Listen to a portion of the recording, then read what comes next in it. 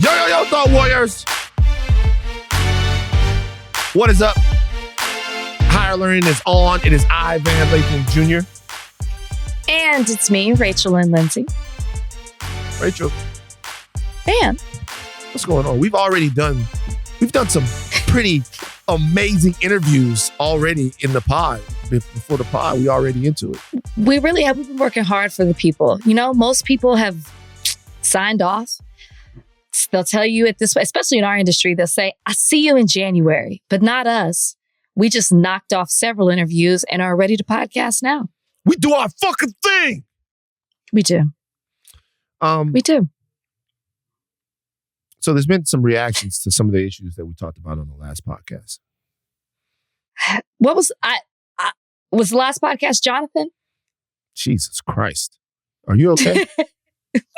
Well, no, I'm not okay. Yeah. You know it just happened. But wait, Jonathan, is that the last one? Not so much Jonathan as much as the male molestation clip. Oh, that's gone viral. People have been sending that to me. And you struck a nerve, rightfully so. And then what else? Anthony Edwards. It was Anthony. It was Anthony. You know, you're right, because I thought people would be on you and they're on me. Are they? I don't think they're on anyone. I've gotten some messages. I want to just address something about what I said about the male molestation clip. I want to address something real quick, and we move on. Go back and let's talk about stuff that happened on the podcast before. I want brothers out there to protect their healing as much as they protect their trauma. And that's very difficult for everyone. It's very difficult to protect your healing as much as you protected your trauma. Our trauma is so very important to us because we feel like it creates us. We feel like it makes us. We feel like our trauma is the thing that's forged us out of steel, you know? You know, like I come from this place and I grew up here. I survived this. Like, you know, your life, it doesn't have to be this endless narrative about the things that you've survived.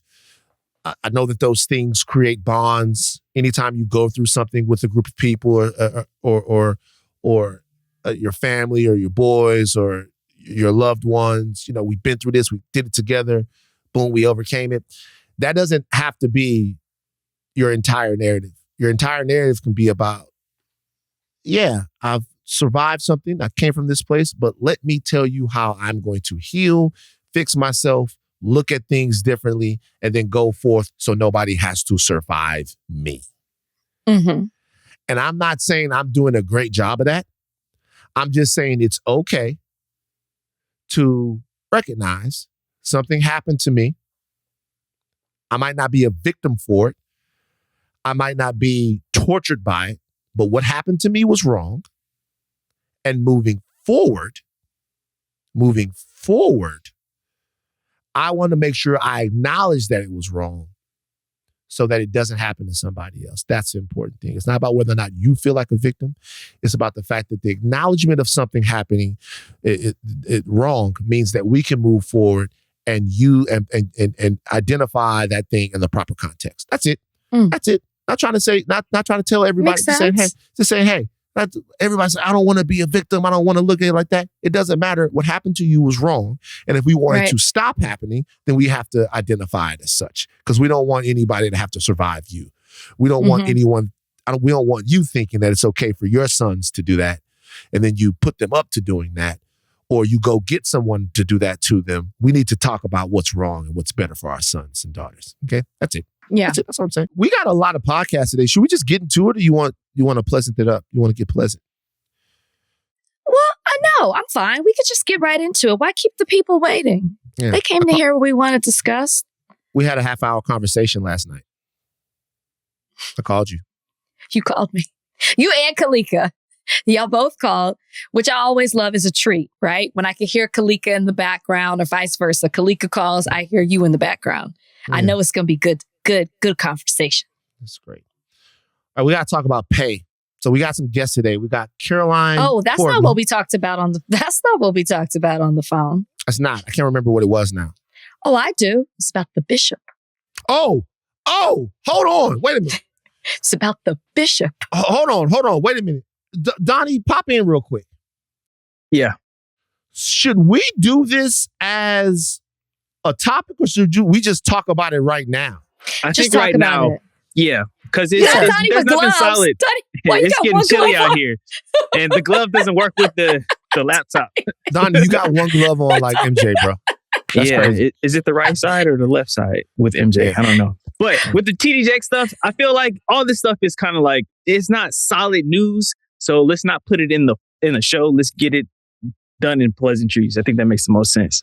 Yeah, I agree. So TD Jakes has been trending for the last couple of Ashleigh got the little glove. TD Jakes has been trending for like the last day because of some of the wildest shit allegations. I don't even want to repeat the allegations. If you want to know why TD Jakes is trending on Twitter, go look at it. It has to do with stuff that's swirling around Diddy right now and stuff like that, and all kinds of crazy allegations. All alleged. When I say everything is alleged, every single thing is alleged. And when I say alleged, it's not even. It's coming. I've seen a TikTok video that is making the allegations coming from someone else. Everybody has run with this like it's point of fact, like it's absolutely true. Why? Like, why is everyone seems to believe this about TD Jakes? And I'm trying to understand why, when something is said like that, does everyone just go, okay, now we know who this person really is? Do you think that that's always the case, or specifically with this, with the timing of everything that's come out as that law in New York was about to, Adult Survivors Act was coming to an end. We started to hear, obviously we got Diddy, which was the biggest bombshell, but you started to hear about other people who had been accused. And so this kind of the timing of this, as well as who it involves, and the allegations are so anti what this person represents or stands for. I think people are just in a position where they're like, well, what is the truth? What is the truth? Or I never expected to hear about this from this person. So what takes this person off the hook? I think it's just a weird time right now. I think people would be eating it up regardless. But now, in light of everything that's happened towards the end of this year, I just think there's more of an appetite for it. Is it bad to call for responsibility amongst us? By the way, I don't know TD Jakes. I've never met TD Jakes. I don't have a relationship with TD Jakes. I don't know nobody who know TD Jakes. There might be some people who follow me or whatever, but I've never met, known, gone to the church, done none of it. You was one of his church parishioners for a while, didn't you? I went to one service, and that was enough. I'm from Dallas, and I'm from Oak Cliff to be exact, which is where the Potter's house is. And then within that 5-mile radius, there are 4 mega churches. See what I'm saying? So I don't know him personally, but I know a lot of people who know him or his family.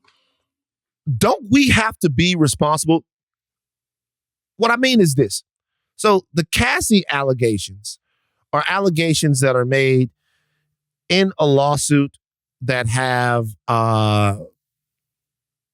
great detail to them, that are people have looked over and come together, and there's been information compiled, and it's taken time. And a lot of the other lawsuits that came out around the Adult Survivors Act have dates, and they have times, and they have stuff that's been very thoroughly vetted and investigated, at least by the people who are bringing suit, right?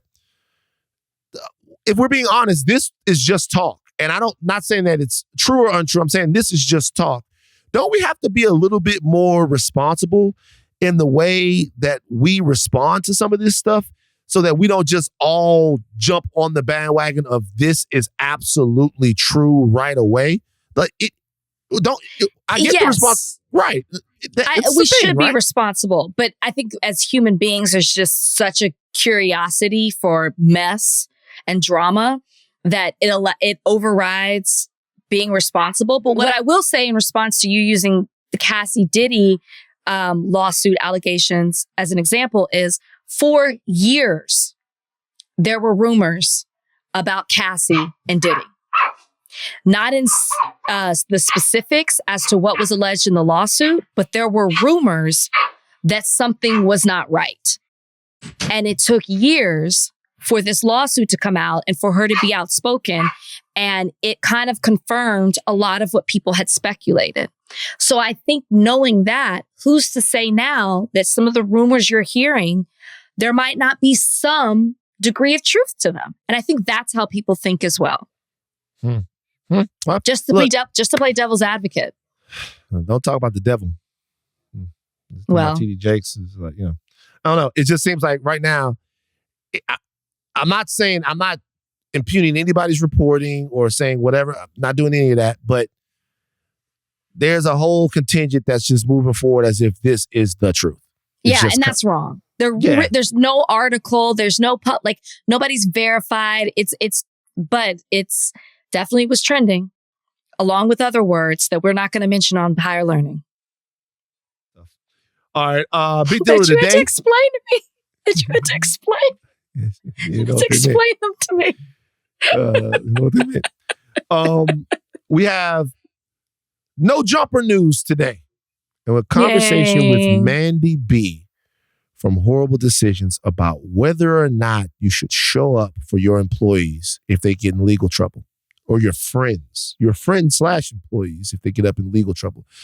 This is inspired by a conversation happening over in the Jumperverse. We also have Caroline Corbin discussing Colorado's decision to take Trump off the ballot for being an insurrectionist. You insurrection bitch, you. But first, pay disparity in Hollywood. Taraji P. Henson on the other side of this break. Taraji P. Henson has a new movie coming out, The Color Purple, which a lot of people are excited about. Yeah. You're going to go check that out? You're going to go see it? Oh, absolutely. Yeah. What's your favorite moment from The Color Purple, the movie from before? Oh, it's got to be when Suge can hear the church, her father's church, and she can hear them singing the song. She starts singing it from the juke joint. That's my favorite part. That's crazy. I get chills when she's singing as she's walking back to the church, which if you've seen the movie, her father and her don't have a relationship because she's in these streets and he's pastor of a church. And that moment where she comes singing through, I'm going to watch it after this. No, you don't like it? You're making a face. I love it. That's the best part of the movie. Interesting to me, though, that it resonates with you so much. Maybe that's your life? Yes. At Fuel City. Taraji P. Henson plays Suge in this new musical adaptation of The Color Purple. And she talks about her career. She talked about her career in a recent interview and the pay disparities that exist, particularly for actresses of color in Hollywood. She got very emotional while doing so. Donnie? I'm just tired of working so hard, being gracious at what I do, getting paid a fraction of the cost. I'm tired of hearing my sisters say the same thing over and over. You get tired. I hear people go, you work a lot. Well, have to. The math ain't mathing. And when you start working a lot, you have a team. Big bills come with what we do. We don't do this alone. The fact that we're up, here's a whole entire team behind us. They have to get paid. So when you hear someone saying, oh, such and such made $10 million, no, that's not, that didn't make it to their account. Know that off the top, Uncle Sam is getting 50%. That's right. Okay? So do the math. Now we have $5 million. Your team is getting 30% or whatever your team is off of what you grossed. Sometimes not more. After what Uncle Sam took. Now do the math. So You're tired. I'm only human, and it seems every time I do something and I break another glass ceiling, when it's time to renegotiate, I'm at the bottom again, like I never did what I just did, and I'm just tired. I'm tired. I'm tired. I get that. It wears on you, Because what does that mean? What is that telling me? What is it telling me? Yeah. And what does it tell me? Yeah. And if I can't fight for them coming up behind me, then what the fuck am I doing? I'm sorry. Yeah. She also went on to talk about the fact that she almost walked away from The Color Purple because of her pay. I haven't seen a raise in my income since Proud Mary. And almost had to walk away from Color Purple. Yes, ma'am. Who said what? Yes, ma'am. Yes, ma'am. Because you know what? If I don't take a stand, how am I making it easy for Fantasia and Danielle and Hallie and Felicia? Then why am I doing this? If it's all just for me, why are you here? Ooh, I mean, it's not the first time that Taraji has been outspoken about equal pay. I think we all were shocked and remember when she talked about that amazing performance she had in Benjamin Button and that she barely received anything for it. I can't remember if she said the specific number or not, but it was then shocking. I think Brad made $10 million and she made 100 or 150,000. She had asked for $500,000, but I think she made 100 or 150,000. Is that what she was nominated for too? She was nominated for that role. Yeah, wow. And she was nominated for an Oscar for it, meaning they had a whole push behind her to receive that nomination, but didn't want to pay her. Okay, let's be fair now. That's the push came after the movie came out. You negotiate your salary before the release of the movie. Correct. I know that, but the decision still to push her in that, knowing that they negotiated her pay in a way that was significantly less than the guy who was, I don't even know if Brad was nominated that year, but the star of the film. Listen, Black women in every industry have been outspoken about receiving equal pay. But I think what strikes a nerve with this one is because there's a perception around being in Hollywood that you do make all this money, or people do think that you've made it, or they almost aren't even sympathetic to you because you're in an industry that makes you famous. And it's glamorous from the outside looking in. And so I think this was really powerful because it's not glamorous. It's hard out here. And Taraji is breaking the fourth wall by shedding those tears and calling out this industry and shedding a light on the fact that they're not paid equally.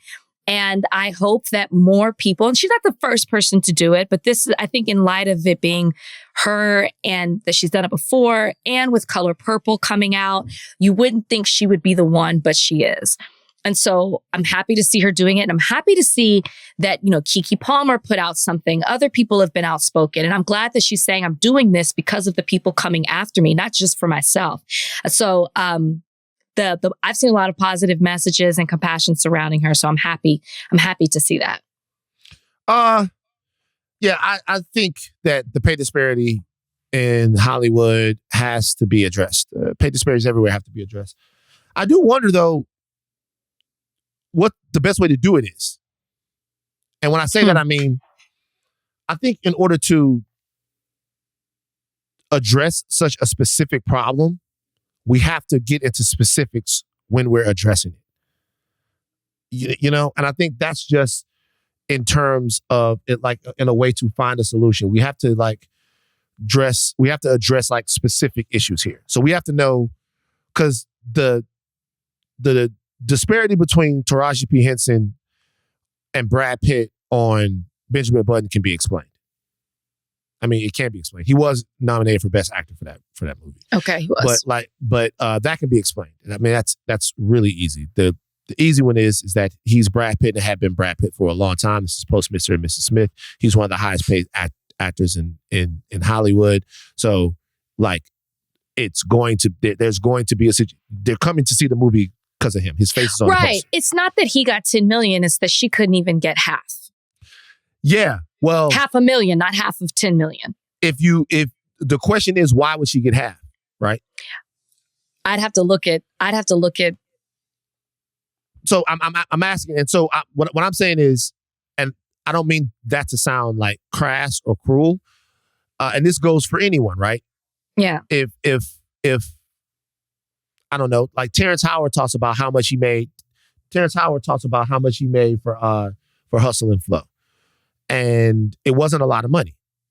It wasn't a lot of money that he made for Hustle and Flow. Well, it's not going to be a lot of money that he made for Hustle and Flow because Hustle and Flow was a movie that had a very specific budget. that was targeting a very specific audience. That's a big budget Hollywood film. And if you want to make $500,000, $1 million or whatever for that movie, for them to play Brad, they're gonna try to pay you what they can on that. Now, I would imagine that after Empire, when she had a larger cachet, that she probably got more money. The reason why the question that I'm asking, and I think Monique asked this question, and during the thing that Monique was talking about, I think this is the part of it that people did not listen to. The question is not if you're underpaid. The question is, how much should you be making? Like, that's the question. Monique, when she was on The Breakfast Club, she was talking about the fact that she made, that Amy Schumer made $20 million. Chris Rock made $20 million. And Kevin Hart or whoever, Dave Chappelle had made $20 million, all for these specials, right? They had all made $20 million or whatever for these specials. Monique said something that a lot of people didn't pay attention to. People were asking Monique, do you think that you should make $20 million just like Amy Schumer or Dave Chappelle or Chris Rock? Like, do you think she'd be making that? And one thing she said that people don't pay attention to is, no, if I'm not making 20, like, it can't be 250,000. It's got to be more than that, right? Is it not 2? Is it not 3? Is it not 4? When I've won an Academy Award, she didn't throw those numbers out there, but basically I think she might have said 2. But like, I won an Academy Award. I've been in hit movies. I've done in this. Why do I have to work for $500,000? How much is a fair amount of pay for a career on the level of Taraji P. Henson or Monique or anybody else? And I'll tell you why we should be asking this question. She talked about Proud Mary, right? She talked about the fact that she hadn't received a pay raise from Proud Mary. The business is going to look at Proud Mary and go, well, why would you get more money after that movie that was both critically and commercially a disappointment? Like, why would you get more after that? Like, why would the pay go up after that? Right? When the movie was both critically and commercially a disappointment. Right? And that's the way to undercut her argument. She's almost certainly underpaid. There's no almost. She definitely is underpaid. The question is, how much should she be making? How much is she making? And how much should somebody with her career accolades and her time in the game be making? And then we can talk about it, because we have to look at it in an intellectual way, because if we don't, then we're just going to keep having the same argument and not really able to get to what's fair. I think you're missing something too in that. You're right, but I think that there's something that goes missing. Opportunity. So you've heard Black actors, actresses talk about, we've talked about it on this very podcast. There aren't roles and opportunities that are for their white counterparts that their white counterparts have that they can get as well. It just doesn't exist. So if Taraji doesn't have the long resume coming in, it's probably because there aren't roles that are being created for her to have these roles. We talked about Angela Bassett and her career. You know, Empire, you just mentioned, that was a Black show. Mm-hmm. So she doesn't have the same opportunities to build her resume, to build off of a Proud Mary, and I'm specifically talking about her, but definitely she's somebody that's more prominent. There are other actresses, you know, you could talk about a Danielle Brooks that aren't necessarily getting those same opportunities. So how can they even how can you answer the question of what should they be paid when they're not even getting the opportunity to be paid? That's true. That's true. The fact that there are not more roles affects a lot of things. Number one, if there are not enough roles for Black actresses, Black people, but specifically Black actresses, because there are many more roles for Black men than there are for Black actresses, then that's going to affect their pay inherently, because less opportunity to be in movies means less opportunity to be in hit movies, means less opportunity to be in movies that win a lot of awards and get a lot of accolades, which also means that if you can't do those things, you can't increase your worth in the city. So, and if you can't do that type of stuff, you're always going to be coming up against it when it's time to negotiate pay. Because in any negotiation for anybody, anywhere, they're trying to pay you the least amount of money that they can to get you to work. If it's Brad Pitt, and they want to pay, and you want 30 million, they're trying to figure out how to pay you 25. You know, if it's whomever, they're trying to figure out how to pay you the least amount of money that you can. The question becomes, how do we look at the careers of some of the people that we feel like are being treated unfairly and then hold people accountable for paying them what we think they deserve? And the way to do that, I think, is more transparency in all of this. Now, people can't talk about contracts most of the time. They can't talk about specifics most of the time, but they can talk about, we can have general conversations of worth.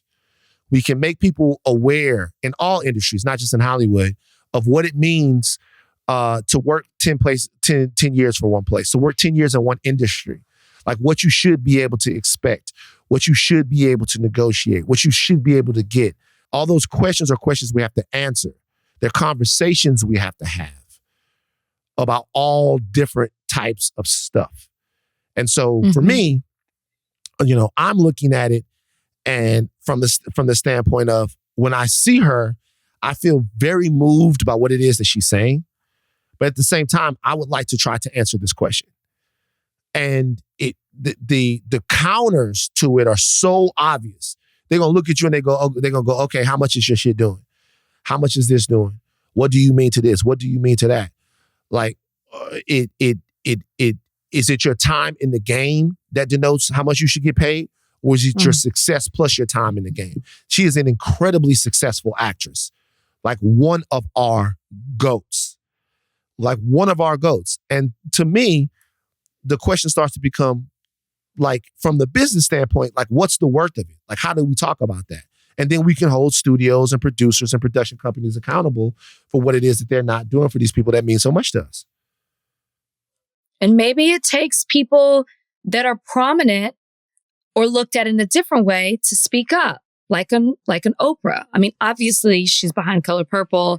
That's a Black movie, but just speaking up about Black women, Black actors, but specifically Black women, because that's what we're talking about, having the opportunity to even take on these roles to where they can be paid more.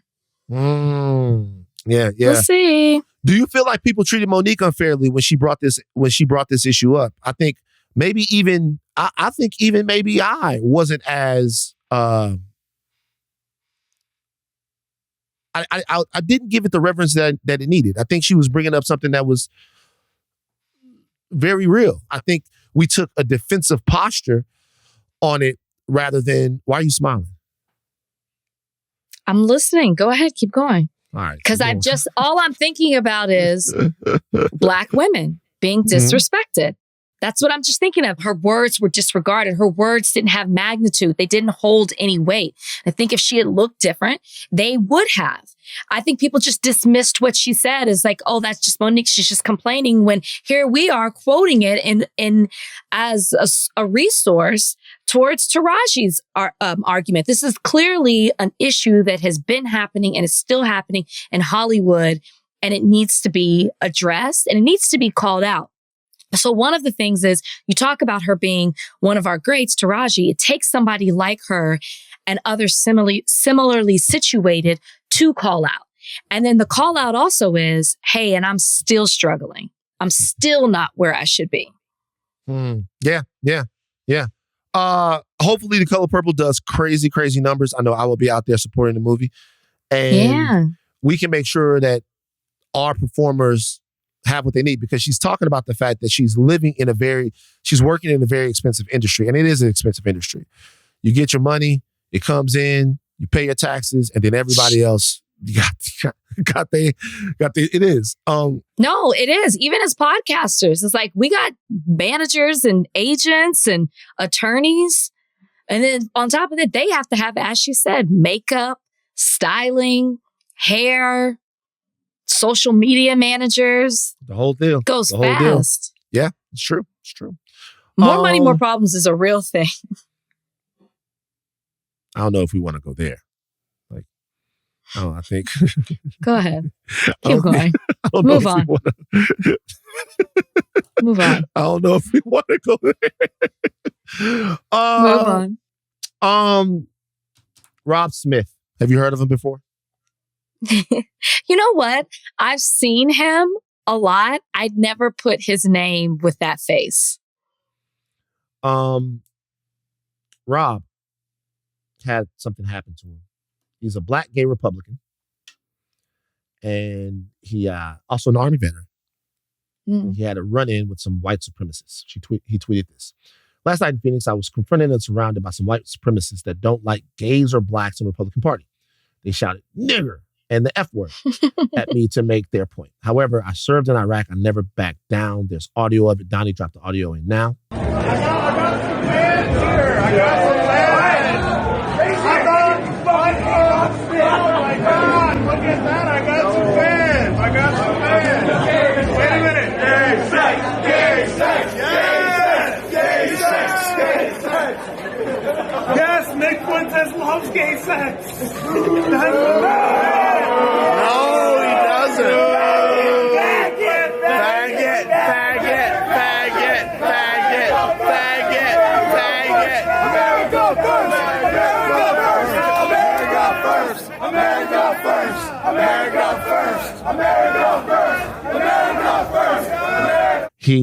He appeared on the Abby Phillips show. Shout out to Abby. And talked about it and tried to explain his thoughts on the Republican Party and Donald Trump, the state of the Republican Party and Donald Trump. Here it is.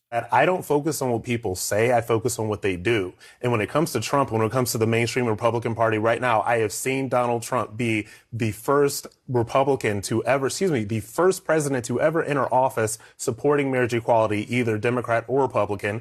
I saw him partner with the RNC in the log cabin Republicans to spend over $1 million in a get out the vote effort specifically targeting gays and lesbians in this country, okay? And spend over $1 million to do that, okay? So I look at what people do. And so now when you want to talk about having somebody denounce this, I've seen Donald Trump denounce white supremacy over and over and over again for the past 8 years. I have not seen Ron DeSantis denounce this. I have not seen Vivek Ramaswamy denounce this. I have not seen Nikki Haley denounce this. I have not seen Chris Christie denounce this. So if we're going to talk about the future of this party, and these white supremacists absolutely do exist in this party, we all saw me face them from face to face. I'm looking at soulless, dead-eyed white supremacists that, by the way, I felt that these people could have bashed my brains in had they gotten the chance. I deal with these people in real life. It's hard to even have a conversation about Rob because he's clearly delusional. If Trump had walked into that party, he would have said, they're very fine people on both sides, period. Yeah. So I don't understand the whole notion of he's denounced white supremacy. What are you talking? What are you watching? What are you listening to? I can't even entertain this guy. Please go ahead with Rob.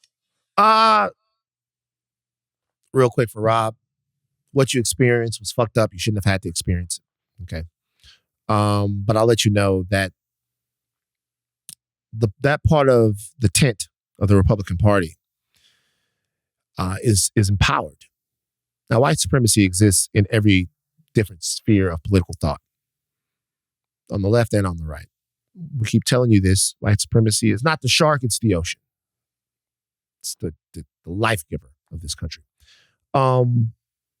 There is something specific about the Republican Party, though, is that the white supremacists there in that party must be coddled.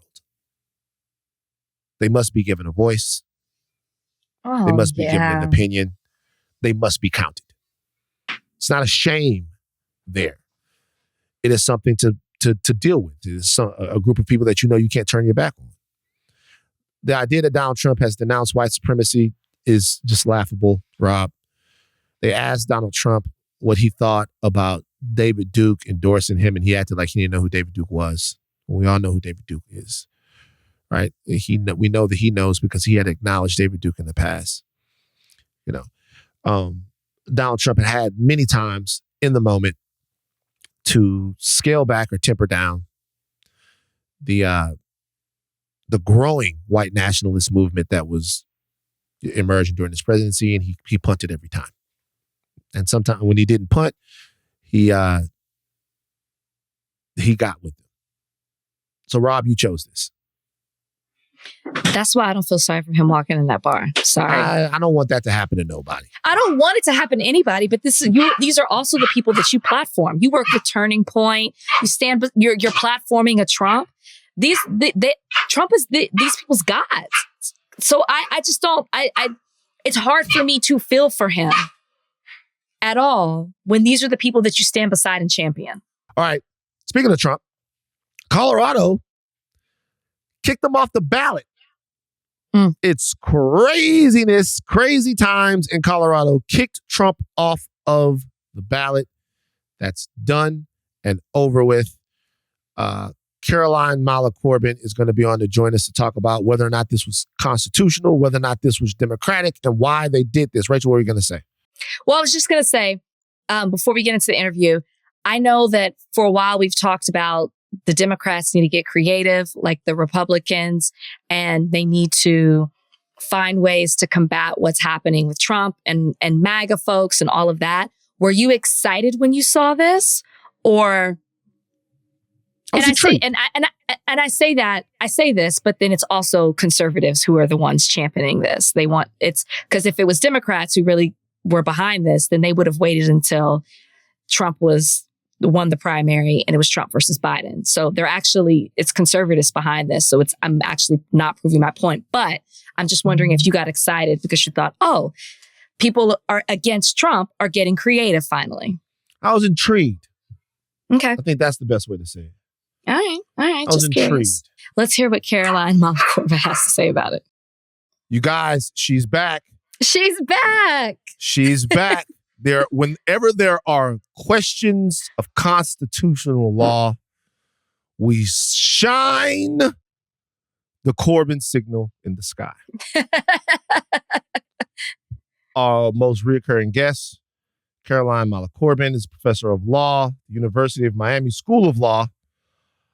She teaches U.S. constitutional law, First Amendment, religion clauses, free speech clauses, and feminism in the First Amendment. Oh my God. Wow. Like controversial feminism in the First Amendment. It's a joke. And we're here to talk about what happened in Colorado. Now, there are a lot of people out here celebrating because they think that Donald Trump and his campaign are about to be wiped off the face of the planet by judicial decisions all over the country. And they think that because Colorado knocked Trump off the ballot by ruling that he was an insurrectionist. This interpretation of a constitutional amendment that doesn't let an insurrectionist run. Caroline, help us figure out what's going on here. Okay. So this all starts with the 14th Amendment, which is an amendment that has all kinds of goodies. That's where you have the due process clause, the equal protection clause. There's also something known as the insurrectionist clause and the disqualification clause. And as you said, it basically said, if you were an officer and you swore an oath to uphold Constitution of the United States, and then you either engaged in an insurrection or you gave aid to those who did, you are disqualified from any office, military, civil, state, federal. You cannot hold office.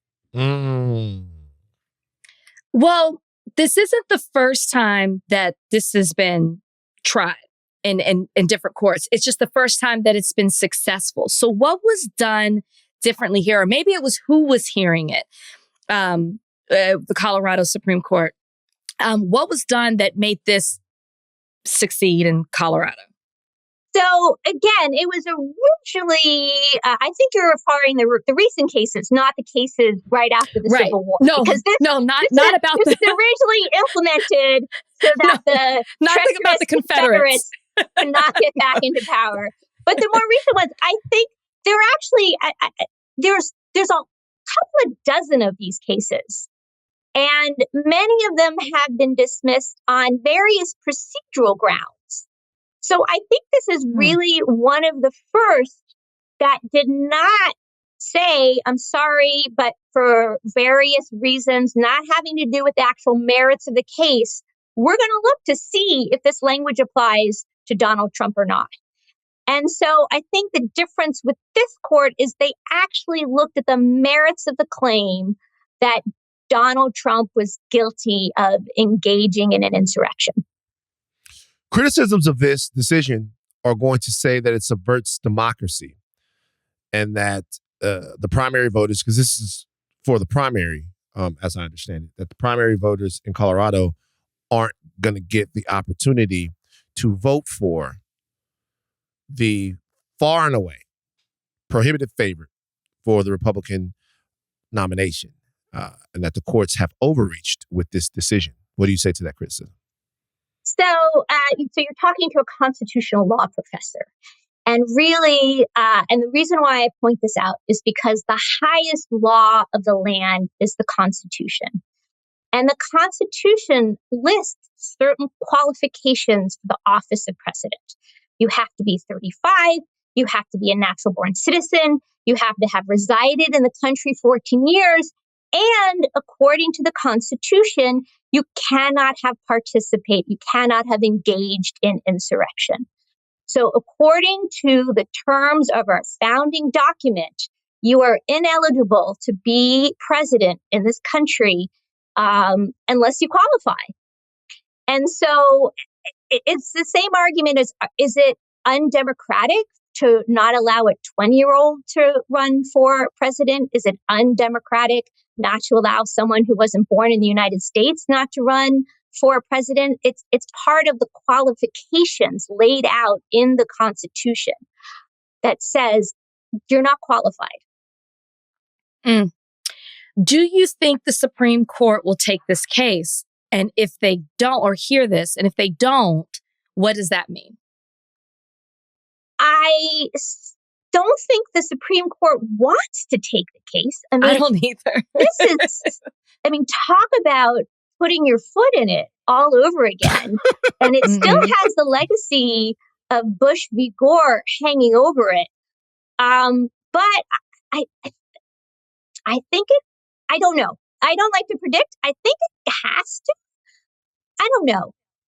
I think if it does take the case, and it should be, I should note that the court's decision said, listen, we're not putting this into effect right away.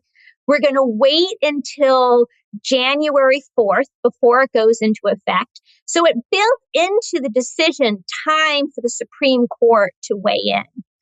And so I think if it were to weigh in, it would probably do what a lot of the other courts below have done and decide not based on the merits, but on some other procedural concern.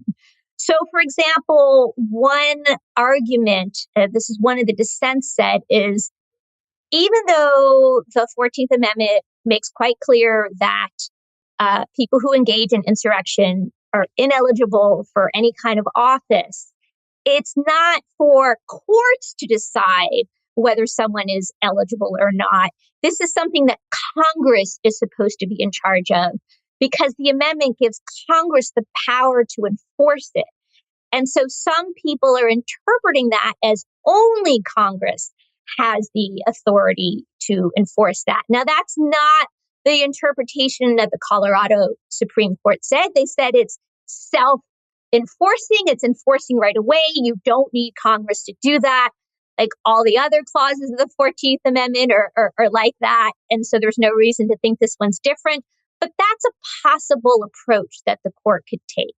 So they could find some kind of decision that does not require them to weigh in on whether or not there was an insurrection or whether Trump engaged in it or helped those who did. But if they don't hear it, then if they say we're not going to take this case, then what happens? Like, will we see this happen throughout the country? Well, it depends. And so the only thing that immediately happens is that Trump's name is taken off the ballot in Colorado. And let's be honest, it's not like he was going to win in Colorado anyway. He wasn't. Right. Right. So I don't think it actually has any concrete effect on the election. Now, again, there are other lawsuits in other states, and it may make other courts feel more comfortable in coming to the same conclusion because they won't be the first anymore. It's already been done, and it was done quite thoroughly and persuasively. The argument is quite good. And so it's possible that other courts will follow suit. It's also possible that other courts won't, or maybe only courts in states where he wasn't going to win anyway. So that I think that's the landscape. I'm really interested in the guts of this. And when I say the guts of this, I mean, insurrection is such a triggering word to the far right that we have been talking about January 6th ad nauseum for the last couple of years. And the term insurrection has been one in and of itself that has been intellectually debated. Whether or not this was an insurrection, whether or not it was a riot, it seems to be a politically tinged term when it's used like that sort of volleyball. How did the Colorado Supreme Court A, define it as an insurrection, and then B, say that Trump participated in an insurrection? It seems to be a political statement as much as it is one of law. Okay, so you identified two separate questions. One, was there an insurrection? And two, did Trump engage in it?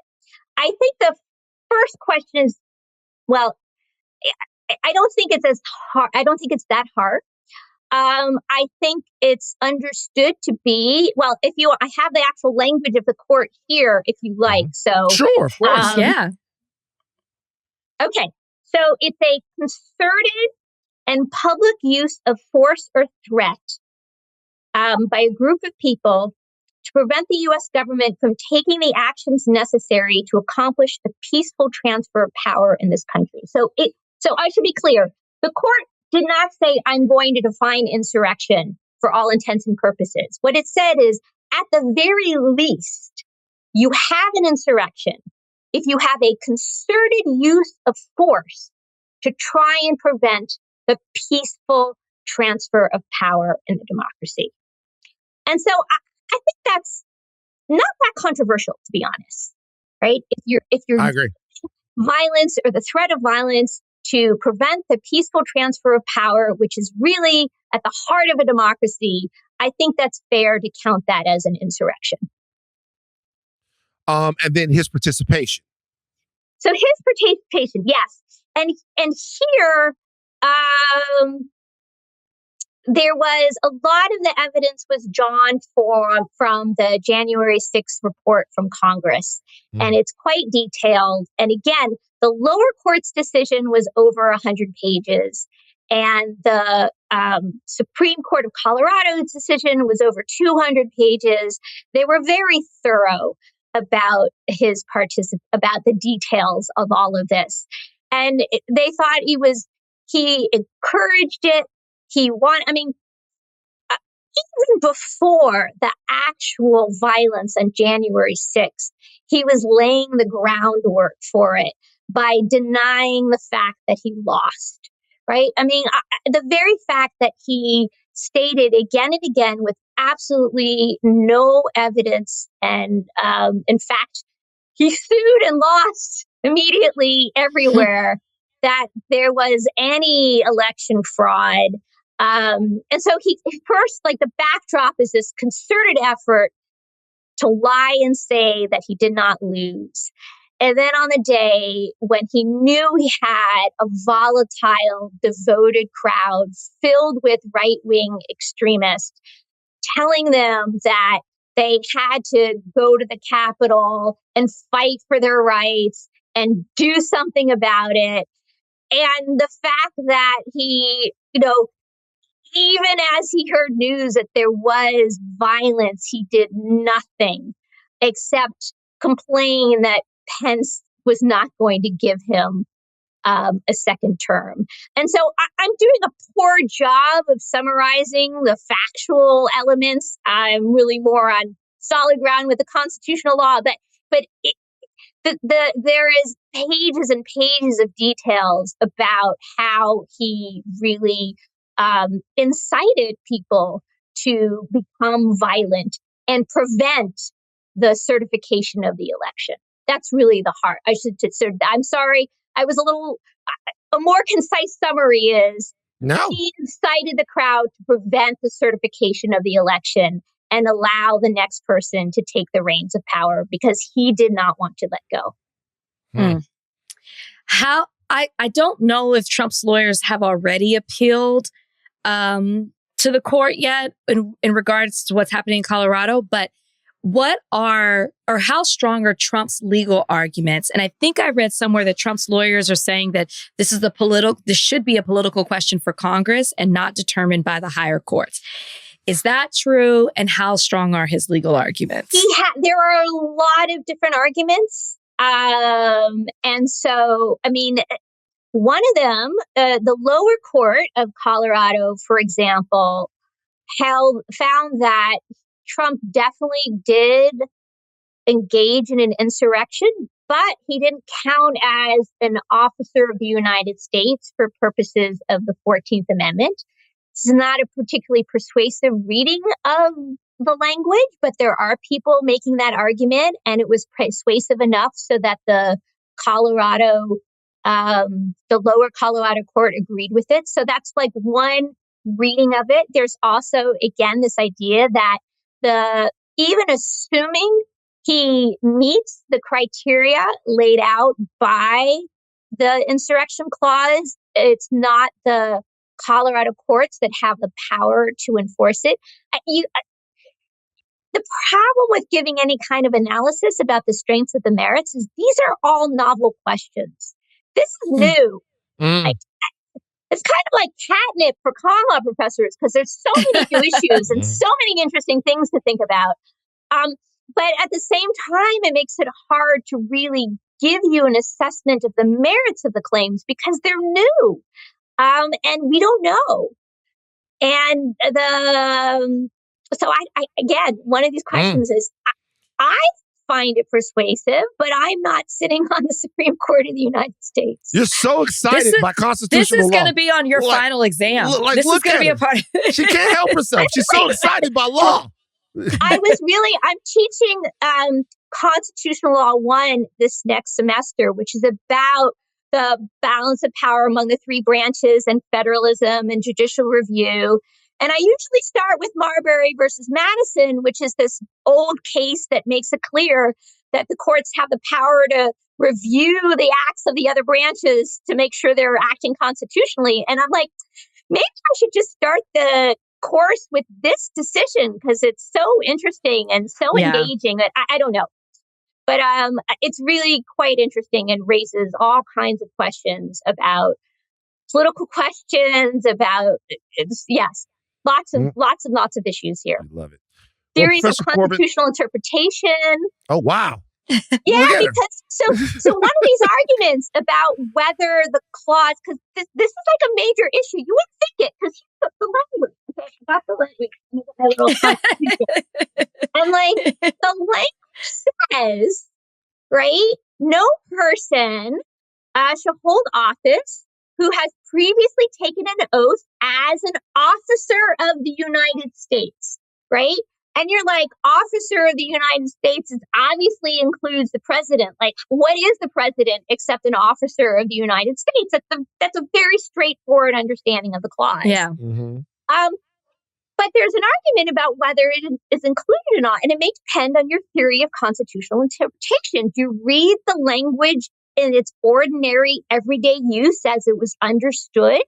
Or is officer of the United States more a term of art and we have to like dig a little deeper to understand what it means? Now, as it happens, right, this U.S. Supreme Court is a real fan of the original public meaning. Like as originalists, they're just like, we just look at what it means to the ordinary everyday person. So it would be a little surprising if they said the officer of the United States didn't include the president. But there's so many arguments that you can make. Like people say, well, but they didn't specifically list the president of the United States. And they specifically listed some, but you can make a negative inference. Or at one time, the draft included that it was the president and then they took it out. So therefore, we should assume they didn't mean to include the president. Or, it's one thing if you give states the power to decide state officials, but this can have ramifications outside of the state. I mean, there's so many arguments you can make, even about something as simple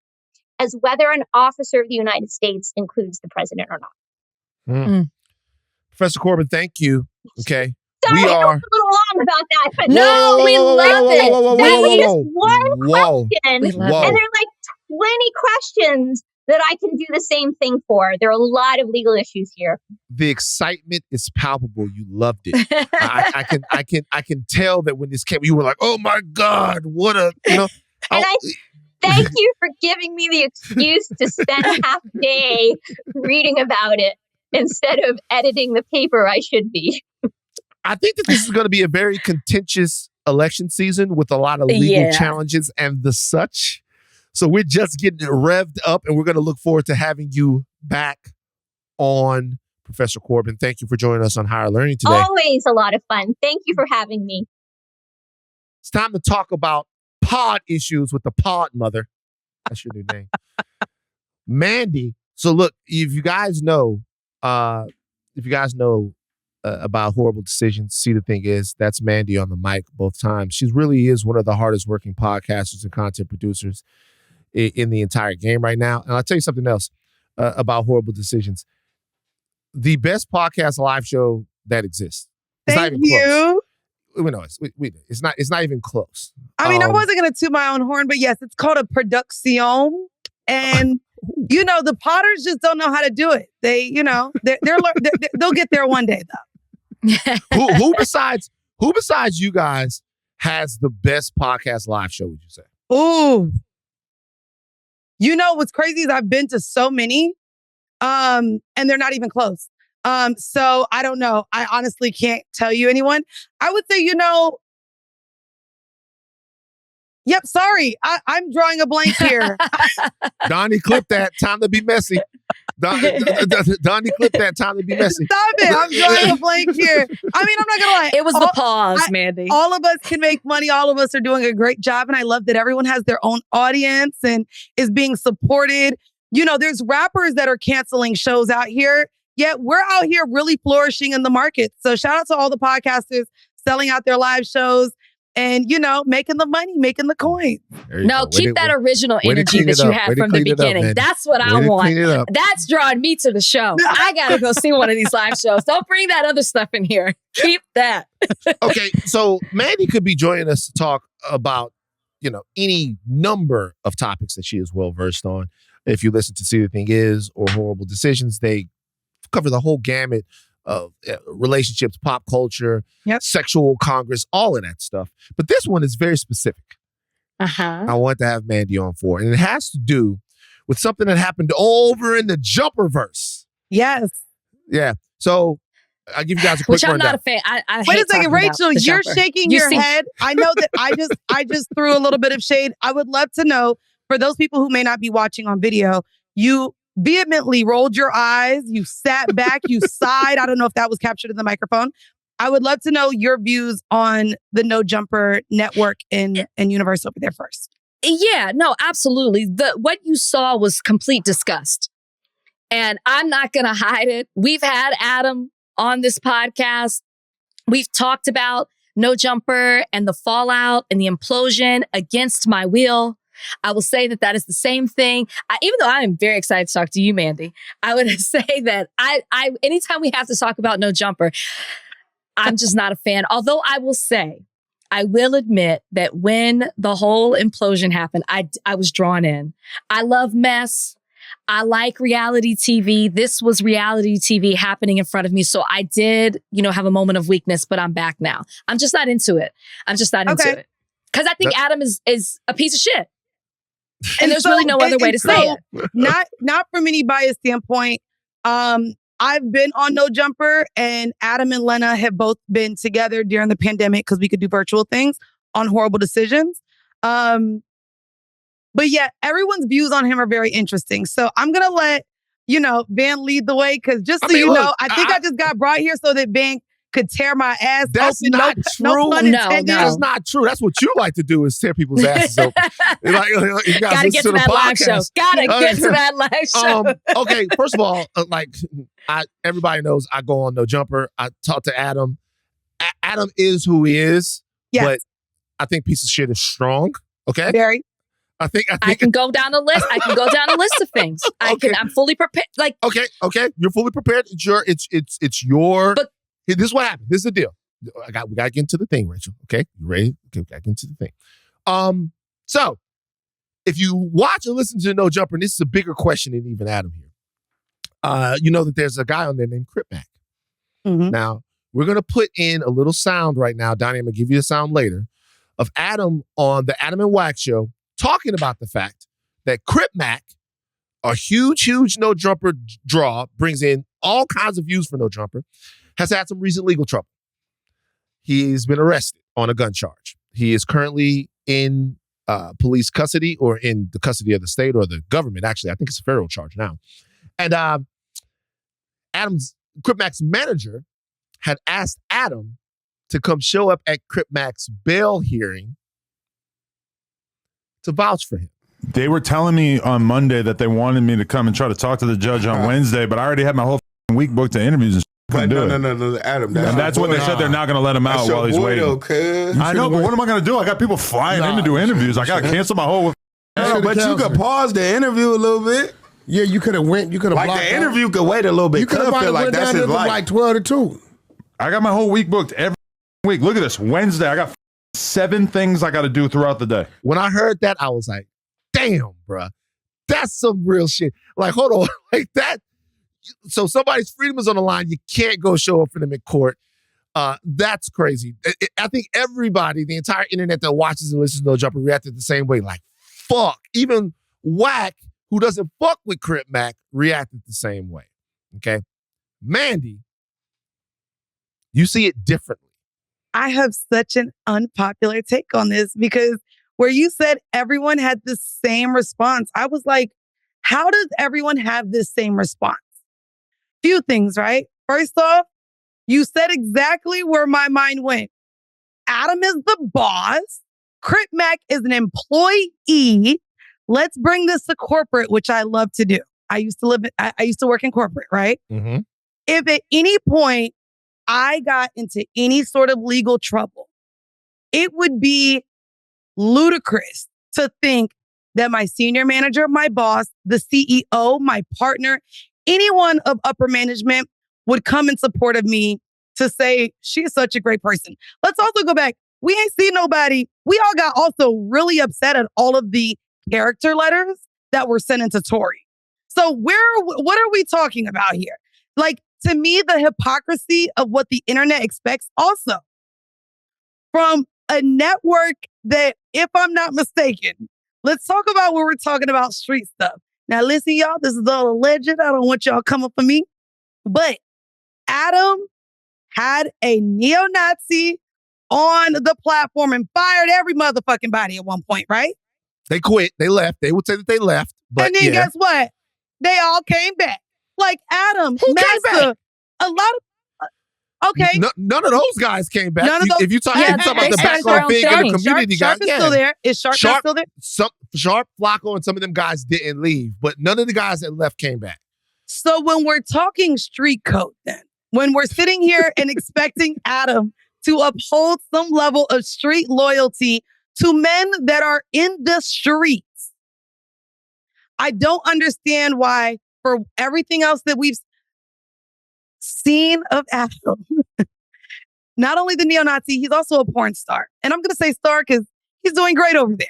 He's doing great at porn. He's doing amazing over there. These ideas that we want this person to be this upstanding citizen as if he hasn't shown us exactly who he is ludicrous. Let's also be very clear.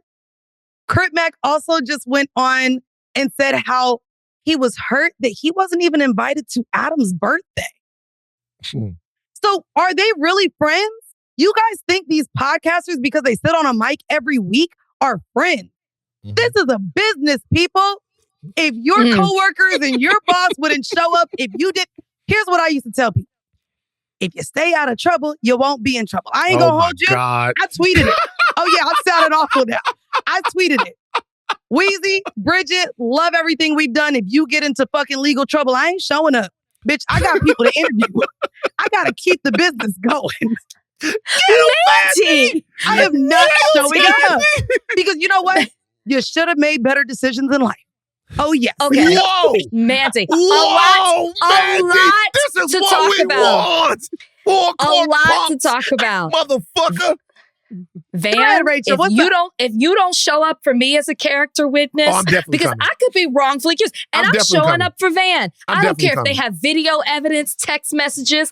I am showing up. I'm putting on my glasses. I'm going to be Rachel from First Baptist Academy, taking that stand as your character witness. Mandy, I'm showing up for you. Hold on. Mandy, I'm showing up for you. Hold on, Rachel. Not you being Nicki Minaj. Now, if I know you did some shit that ain't right, I don't care if you got Wait, it does depend on what you did. Okay. Well, yeah. No, Okay, it depends on what you're being accused of. No. Rachel just said, I don't care if there's text messages. Okay, wait a minute. Stop. No.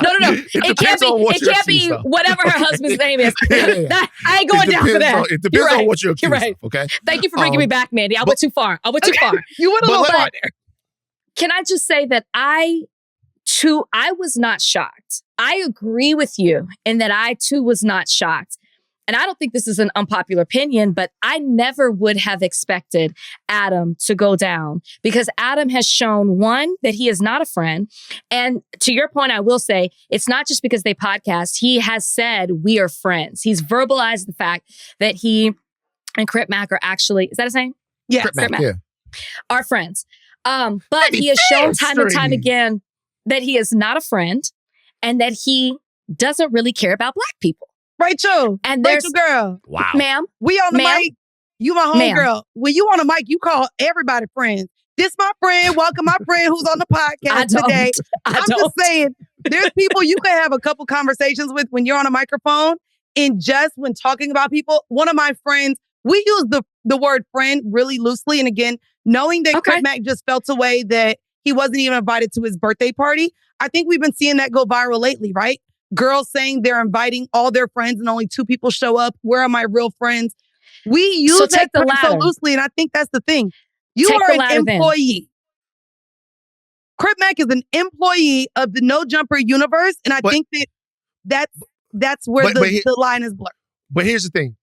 I think the line is blurred, and I think Adam blurs it. If I'm holding for sure. So the line is blurred. I'll tell you why. There's a thing that happens on No Jumper that where the streets and the podcasting get blended. Murky. Right? Mm-hmm. Murky, right? Because everybody talks their shit on there. And because people talk their shit on there might be things that are inside of the office or on the content streets that spill out to the actual streets.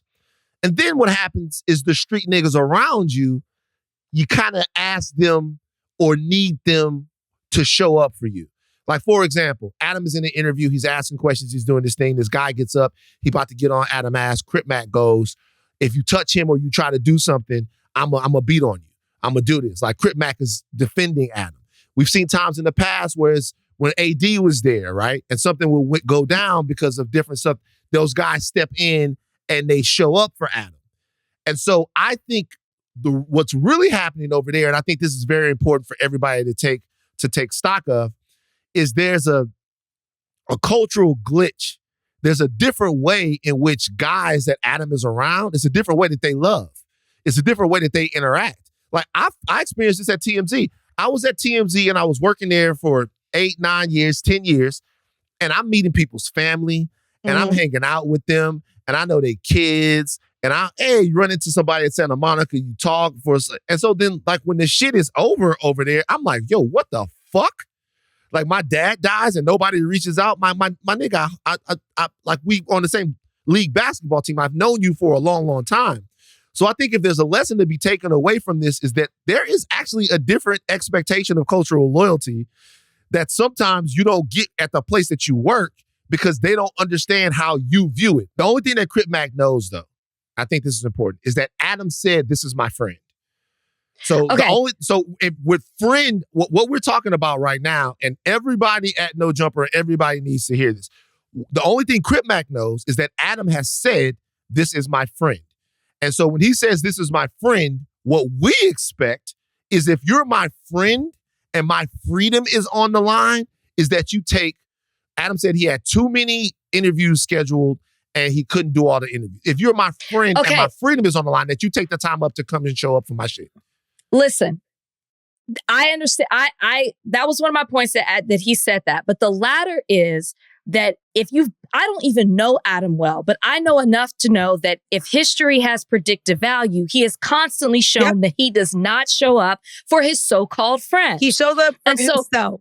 For himself, he is totally, and everything that he does, whether it's creating a podcast that is the foundation of it is Black culture. You're surrounding yourself with other people on the mic that are Black, yet you bring on Nick Fuentes, who totally talks bad about Black people in such a disparaging and hateful way, and you not at one point defend Black people in general. That's your audience. Those are your alleged friends. This is why I call him a piece of shit. And this isn't even talking about what he did with House Phone and ended up imploding the whole thing where everybody left.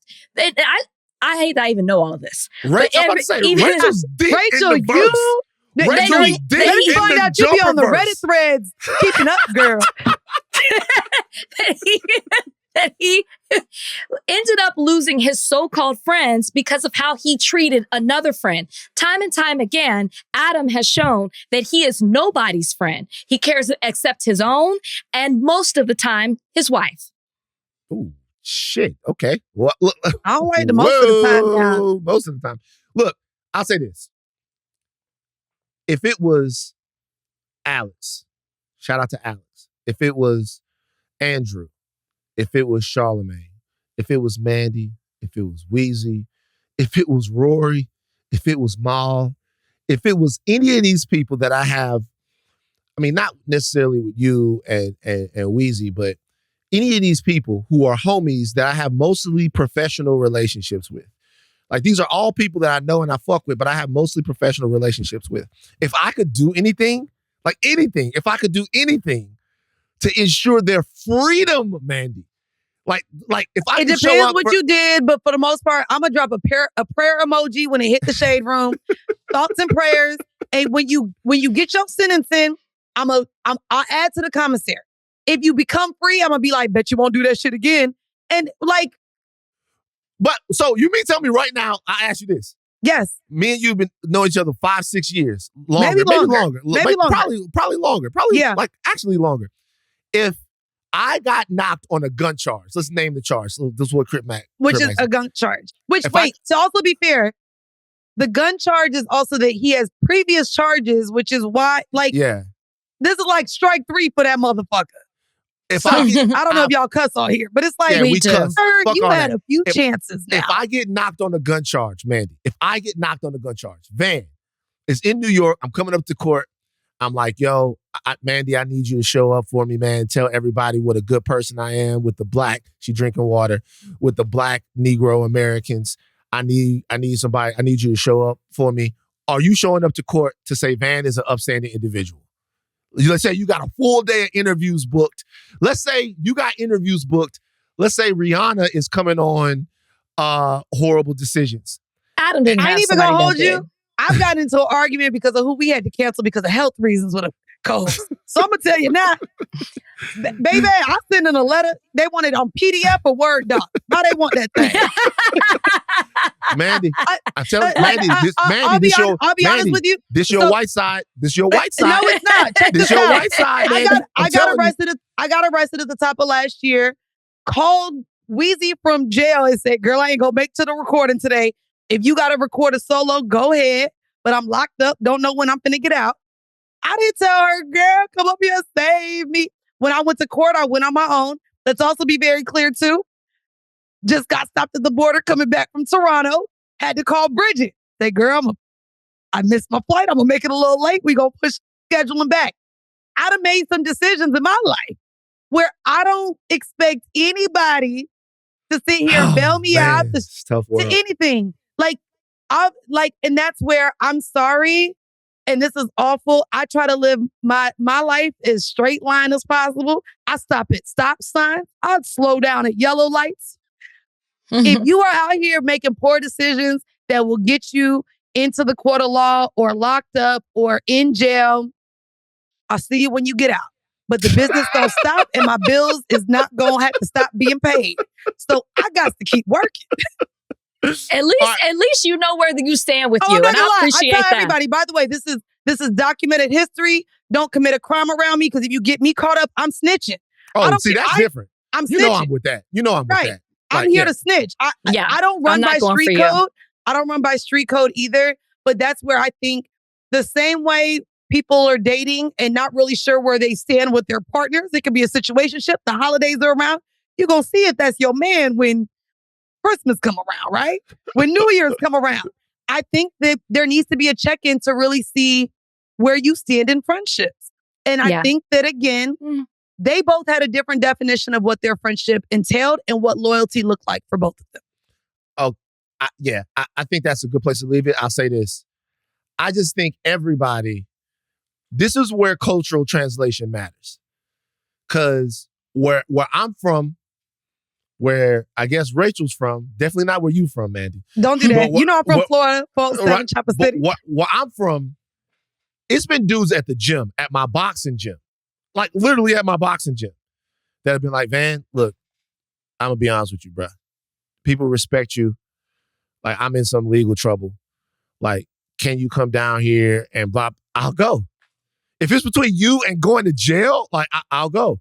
Like, hey, bro, I need some help, man. Like, can you call and even talk to the person? Can you do whatever? I'll do it. It's like, I box with you all the time.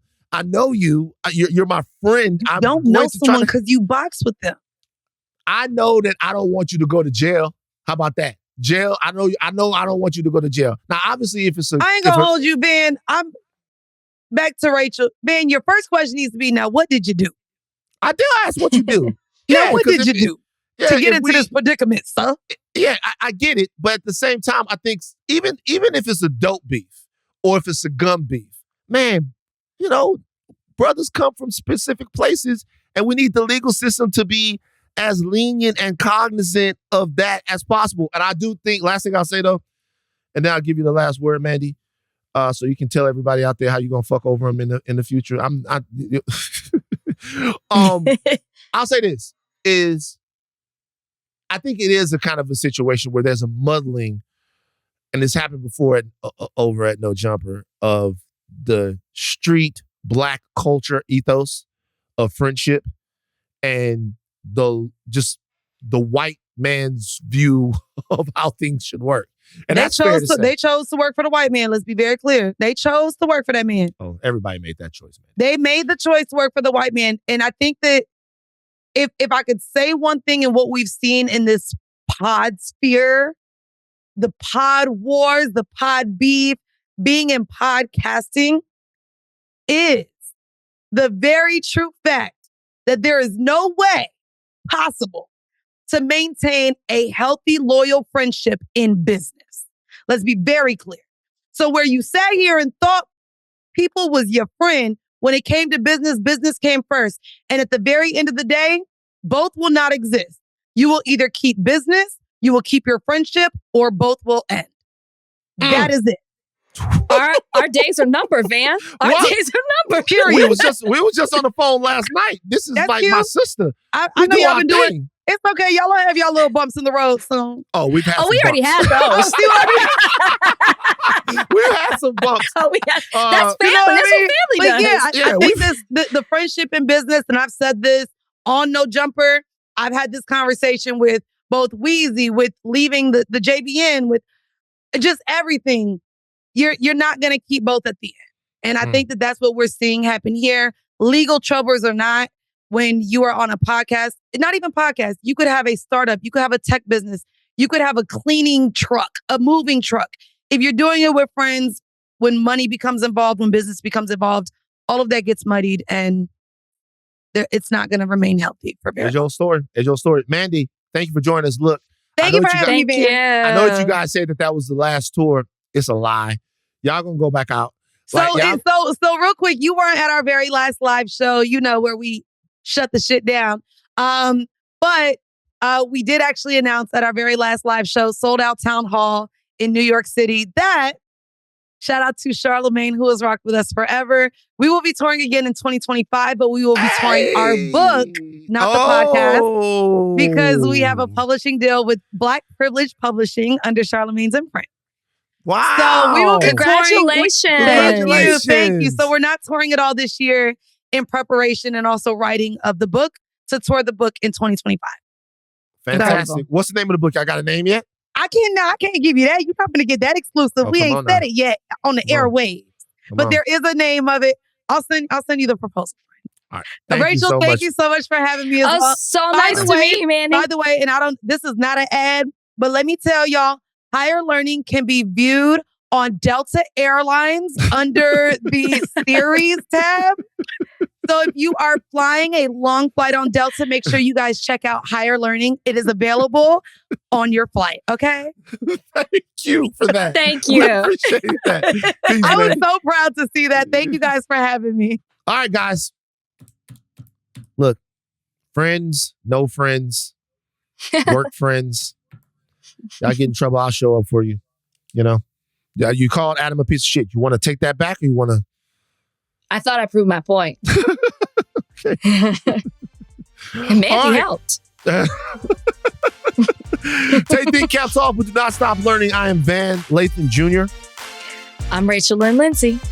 Bye, guys.